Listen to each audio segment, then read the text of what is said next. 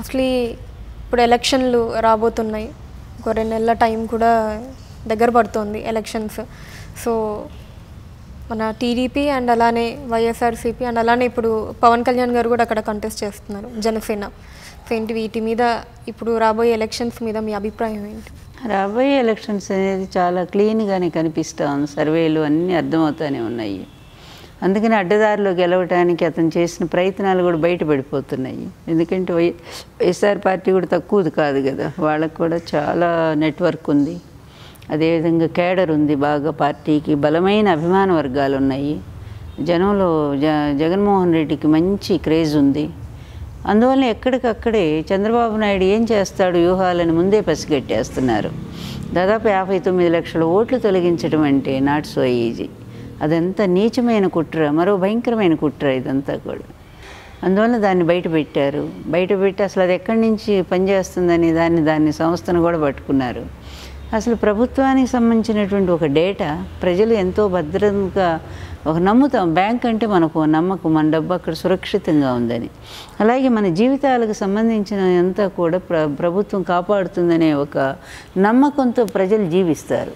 అట్లాంటి ప్రజల నమ్మకాన్ని ఒమ్ము చేసి ఆ ప్రజల వ్యక్తిగతమైన వివరాలన్నీ ఒక ప్రైవేట్ సంస్థకు ఒప్పచెప్పటం అంటే ఇంత ప్రజాద్రోహం ఇంకొకటి ఎక్కడా ఉండదు.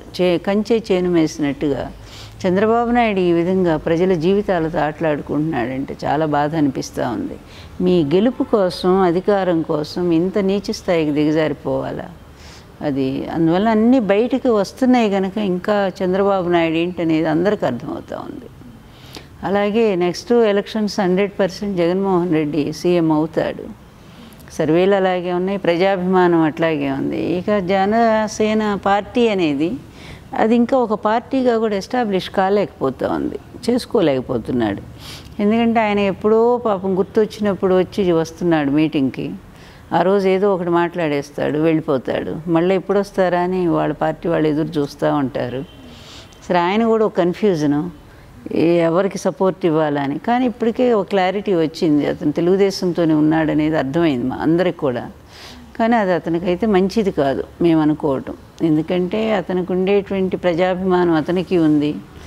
అందువల్ల ఆయన చెప్పిన మాటలు చాలా ఎక్కువగా ఉన్నాయి నీతిని గురించి, మరి నిజమేమో ఒక మంచి పాలిటిక్స్ను, రాజకీయాలను గురించి చాలా ఎక్కువ ఉపన్యాసాలు చెప్పారు ఆయన, ఎవరెవరినో పోల్చి చెప్పారు. అందువల్ల అట్లాంటిది నువ్వెవ్వరితో పొత్తు లేకుండా ఇండిపెండెంట్గా పోటీ చేసి ఎన్నొస్తే అన్నీ, ప్రజలు ఎన్నిస్తే అన్నీ స్వీకరించాలి ప్రజాస్వామ్యంలో. దాన్ని ఇంకా డెవలప్ చేసుకుంటూ పోతే బాగుంటుంది. అలా కాకుండా మీరు కూడా చంద్రబాబు నాయుడు గారి దీనికోసం, ఎందుకంటే ఆ వ్యూహంలో భాగంగా ఇండిపెండెంట్గా చేయొచ్చు కూడా, మొత్తం సీట్లన్నీ పెట్టించి. అలా కాంగ్రెస్తో అదే ఒప్పందం జరిగింది. ఈరోజు ఢిల్లీలో కలిసి ఉందాం, గల్లీలో వద్దనేటువంటి రాజకీయ విధానం నడుస్తూ ఉంది ఇప్పుడు.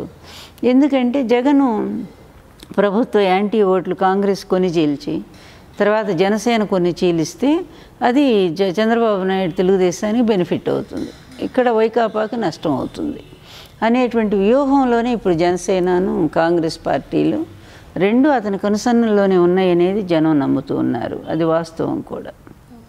చూస్తున్న ప్రేక్షకులందరికీ మీరంతా ఈ యూట్యూబ్ ఛానల్ ఫిల్మ్ జల్సాని సబ్స్క్రైబ్ చేసి లైక్ చేయండి, కామెంట్ చేయండి, అలాగే మీ ఫ్రెండ్స్ అందరికీ చెప్పండి. చూస్తున్నానండి film Jalsa. Hi, this is Srinivas Reddy. Please subscribe Film Jalsa. Hi, this is Sasha Chetri. Please subscribe to Film Jalsa for all latest Tollywood news.